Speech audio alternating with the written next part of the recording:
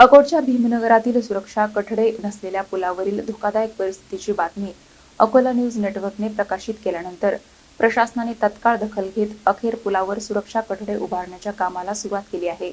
अकोट शहरातील भीमनगर परिसरातील सुरक्षा कठडे नसलेल्या पुलावरून एका कुटुंबाची दुचाकी नाल्यात कोसळल्याची घटना समोर आल्यानंतर अकोला न्यूज नेटवर्कने हा गंभीर प्रश्न ठळकपणे मांडला होता। या वृत्तानंतर नागरिकांमधून तीव्र प्रतिक्रिया उमटल्या आणि प्रशासनावर तातडीने उपाययोजना करण्याचा दबाव निर्माण झाला। अखेर या बातमीची दखल घेत नगर परिषद प्रशासनाने पुलावर सुरक्षा कठडे उभारण्याचे काम सुरू केले आहे। अनेक दिवस दुर्लक्षित राहिलेल्या या पुलामुळे नागरिकांच्या जीवाला धोका निर्माण झाला होता। आता सुरू झालेल्या कामामुळे परिसरातील नागरिकांनी समाधान व्यक्त केले असले तरी हे काम लवकरात लवकर पूर्ण करून पुलाची सुरक्षितता कायमस्वरूपी सुनिश्चित करावी अशी अपेक्षा व्यक्त होत आहे। लोकहिताचे प्रश्न प्रभावीपणे मांडल्यास प्रशासनालाही तातडीने कारवाई करावी लागते, याचे हे आणखी एक उदाहरण आहे।